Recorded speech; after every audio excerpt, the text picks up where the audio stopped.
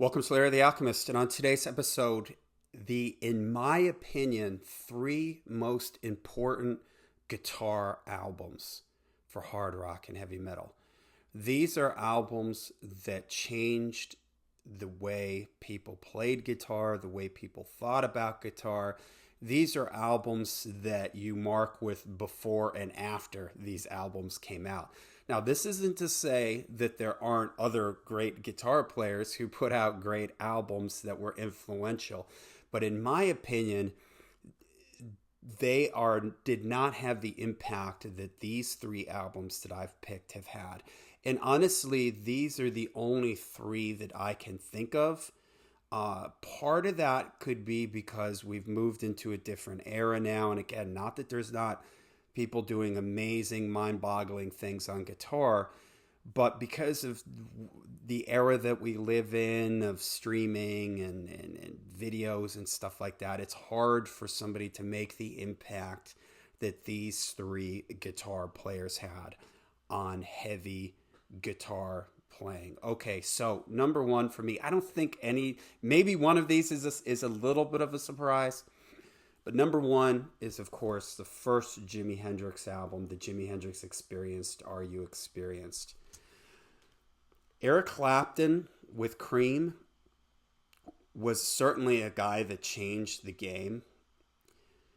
And I could almost put him on there, but Hendrix shows up and he takes what Clapton's doing and he just takes it to another planet.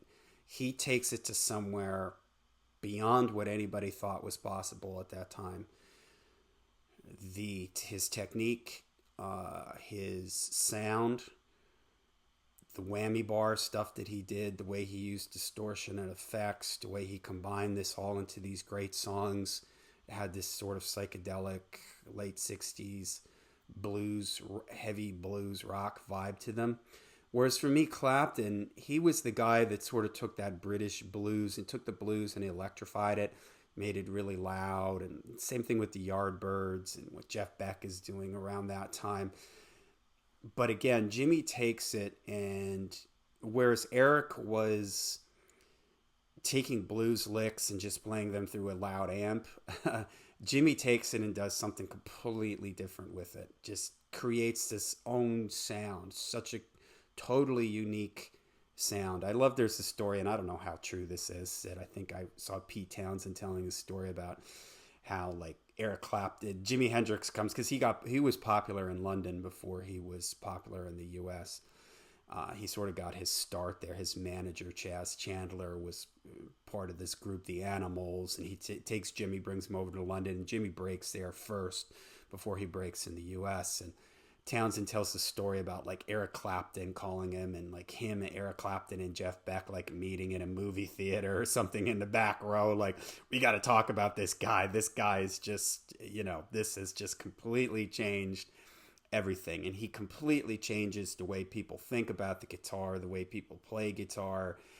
Whether you're, and every guitar player, if they trace back their influences, it will eventually lead back to Jimi Hendrix. They may not listen to Jimi Hendrix, but the people that they listen to listen to Jimi Hendrix. So it all sort of goes back to this. This is sort of the big bang, ground zero for me. This album in particular just blew people's minds, changed their perception of what you could do with a guitar, how you could record a guitar, how you could use a guitar in this context, as heavy rock, songs like this. It's just a monumental, game-changing record. Without this, I truly believe you wouldn't have the albums that follow. All right, the next big game changer for me is the first Van Halen record. I've talked about this record on the channel. If you read about any guitar player who was starting to play guitar around this time, you'll hear them all talk about hearing Eruption for the first time and just their world changing. It's just like it changed their world. This album, and specifically the song Eruption, Eddie takes what Jimmy was doing and takes it to another planet, where Jimmy took kind of what the guys are doing before him, Eric Clapton and the blues guys and took it into it, created his own world with it. Eddie Van Halen creates his own world here. His sound, his technique is like what no one had heard up to this point. There were guys that were playing fast, technical stuff. Richie Blackmore, Uli Roth, Jimmy Page to a certain degree, although Jimmy was kind of sloppy. Eric Clapton, who Eddie always cites as his big influence. But Eddie takes it and does something just completely different with it. The techniques he's using, like the finger tapping, is revolutionary. His use of Jimi Hendrix used the tremolo bar to create those dive bombing type effects, but Eddie just takes it to a whole nother level. Eddie made his own guitars, his sound, the famous Brown sound. And this is the guitar player that sets up the 80s. All those glam guys, all those LA guys, all the fast shredding guys, it's all because of Eddie Van Halen. He's the guy that sets the template, sets the bar. He's the guy that, again, before and after Van Halen won. This album came out. You could not ignore it. It was hugely successful.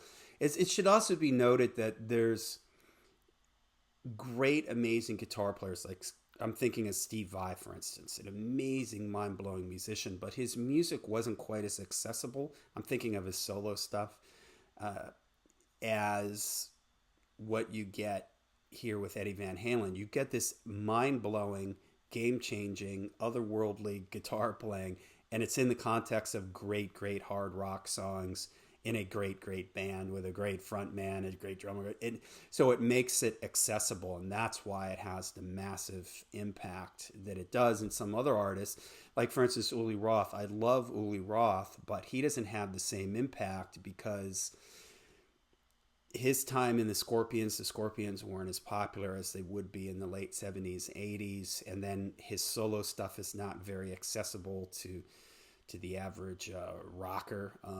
But this just all over classic rock radio. You couldn't not hear this. If you're a person who's remote, even if you're not into hard rock, you've heard these songs. You know, they've made a cultural impact.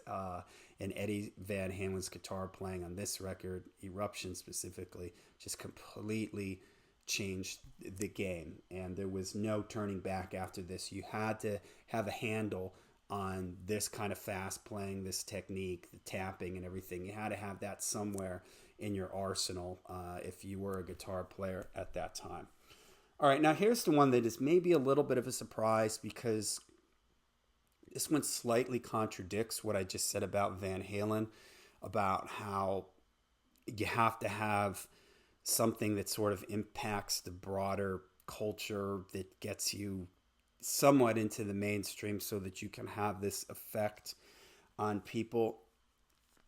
Number 3 big guitar album is, in my opinion, Yngwie Malmsteen's Rising Force, his first solo record. And this one for me, although you'll never hear any of these songs on classic rock radio, it didn't sell anywhere near like Van Halen 1, or it didn't have the overall broader effect on music the way that Are You Experienced or the first Van Halen record did. This was very much a game-changing record. Yngwie comes out and ushers in the era of shred guitar. Whereas Eddie Van Halen was Eric Clapton on steroids at 100, Yngwie comes in and nobody sounds like this. Yeah, Richie Blackmore had these elements of classical sound to his playing, as did Uli Roth and some other people. But Randy Rhoads, for instance, Yngwie comes out and he is just 100% Bach and roll. There is not a blues lick to be found on this record. His guitar technique is, he takes what Eddie was doing and takes it to another level. Again, takes it to another planet, creates his own world. You could say that about all 3 of these albums. It's like they created their own world, own sound of music. And Yngwie is that super fast, super clean, super technical playing. There was nobody playing like this at this time. This was a mind-blowing record. This, again, was a game-changing record. I love Yngwie tells this story about when he first came, Yngwie's from Sweden. He gets discovered by Mike Varney from Shrapnel Records. He brings him over and puts him in this band Steeler that had Ron Keel on vocals. And Yngwie tells a story about how they played a gig and it was like maybe 30 people there. Then like a week later, they're playing at the Troubadour and he's looking out the window and he sees a line going around the street. Somebody from the club walks into the room and he says, "Who are all these people here for?" And the guy looks at him and goes, "You." Who are these people here to see? They're here to see you. And within the span of a week, Yngwie just exploded. Everybody had to hear this guy. No one was playing this fast. No one was playing this clean. No one was playing this classical all the time the way Yngwie was. No one was doing the things that Yngwie was doing on this record. And it ushered in the whole Mike Varney, Shrapnel Records, shred guitar, Jason Becker, Marty Friedman, all these guys. It created all those guys. It also, in my opinion, even though there's 2 vocal numbers on this is mostly thought of as an instrumental record. It brings in this instrumental guitar thing that was very popular in the 80s thanks to Shrapnel and other labels. So in my opinion, he's just a guy that, again, elevates the guitar technique-wise to what, in my opinion, is kind of the final level. Yeah, there's probably guys that if you sat down and measured how fast they're playing, they play faster than Yngwie, but it's after this, anything faster than this is just kind of getting into the realm of the absurd. It doesn't make sense anymore. Yngwie is the guy that takes the speed, the technical thing to its final kind of place. And yeah, there's guys out there now, especially if you look around on YouTube, there's people doing amazing things with technique. But again, it doesn't have the impact that Yngwie's record, in my opinion, had, or that these earlier records had. So, all right, there you go. These are the 3 most important guitar albums, in my opinion. I'm kind of curious, does anybody think that there's a 4th album, an album that I missed? Is there something after Yngwie? I will willingly admit that, I'm a guy that's an 80s, early 90s guy. I'm not as in touch with the things that are happening out there today. Maybe the guitar player, what's that band? Is it Periphery or something like that? I forget his name. I mean, someone could say Dimebag, but I don't really think that Dime necessarily changed the way people played guitar. I mean, he was a very influential guitar player. Pantera is, in my opinion, the biggest metal band of the 90s, maybe along with Metallica. But and they're a very influential band for that sound. But I'm not quite sure he had the game-changing, world-changing impact that these 3 albums had. So I'm curious, do you think I missed anything? Let me know, and let me know what you think of my picks, and let me know if you think that there's a 4th or maybe a 5th or a 6th album that should be on this list. Let me know in the comments down below. Till we see you again, make sure you stay heavy, stay metal.